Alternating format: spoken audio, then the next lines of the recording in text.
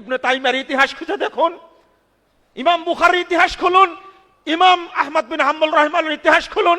আপনার দ্বন্দ্ব হলো লেবারের সাথে, নবীদের দ্বন্দ্ব ছিল শাসকদের সাথে। বিজ্ঞ সালাফি বিদ্বানদের দ্বন্দ্ব ছিল শাসকদের সাথে। একদিন প্রতিদিন 100টা করে ব্যাট পিটানো হতো ইমাম আহলে সুন্নাহ ইমাম আহমদ বিন হাম্বল রাহিমাহুল্লাহর পিঠে 12 বছর ব্যাট মারা হয়েছে, খলিফা মেরেছেন সরাসরি। আমিও হাদিস পড়াই, আমাকে গোয়েন্দা খোঁজ নেয় না, গোয়েন্দা চিনেই না। শাইখুল খুল ফিলকুল মিয়া নাজির হোসেন দেহলভি 1,20,000 বুখারীর ছাত্র, তাকে কেন জেলখানায় দেওয়া হলো? হাদিস পড়াতেন কিন্তু দেশ রক্ষার জন্য সৈনিক তৈরি করতেন। আমরাও হাদিস পড়াই, পুলিশ আমাদের খোঁজ রাখে না কেন? আমরা ততটুকু বলি যতটুকু বাঁচা যায়। এটা তাওহীদ না।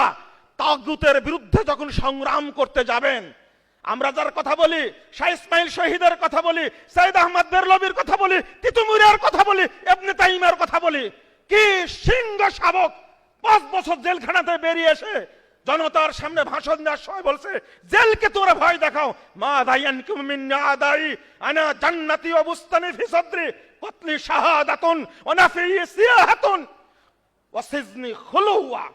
আমার শত্রুরা আমার বিরুদ্ধে কিসের প্রতিশোধ নিবে? আমার জান্নাত, আমার বাসস্থান আমারই বক্ষে রয়েছে। আমাকে হত্যা করা হলে শাহাদাতের পেয়ালা পান করব, দেশ থেকে বের করে দেওয়া হলে ভ্রমণের উদ্দেশ্যে বেরিয়ে যাব, আমাকে জেলখানায় রাখলে নির্জন গবেষণা করব সেখানে। তাদেরকে দমানো যায়নি।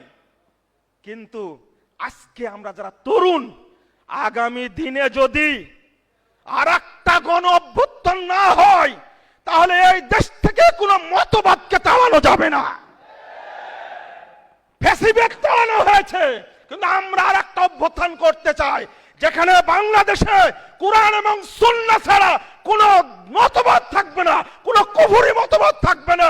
এই দেশ পরিচালনা করবে তাওহীদের মাধ্যমে ইনশাআল্লাহ। উলামায়ে কেরাম বলছেন, ডক্টর মুস্তাফা সাহেব বলে গেছেন, এই ইতিহাস একবার ব্যাক করবে ইনশাআল্লাহ। আজকে ইসলাম চলে গেছে পীর ফকিরদের দখলে, খানকার দখলে চলে গেছে। ওই খানকার শিরক বিদআত ইসলামকে বাতিল করে মদিনার তাওহীদ ইসলাম আমরা বাংলাদেশে বাস্তবায়ন করব ইনশাআল্লাহ। আমার কাছে শপথ করতে হবে ইনশাআল্লাহ, হাত তুলুন, আমরা বাংলাদেশে তাওহীদ প্রতিষ্ঠা করব ইনশাআল্লাহ। আল্লাহ তুমি আমাদের কবুল করো, আমিন ইয়া রাব্বাল আলামিন।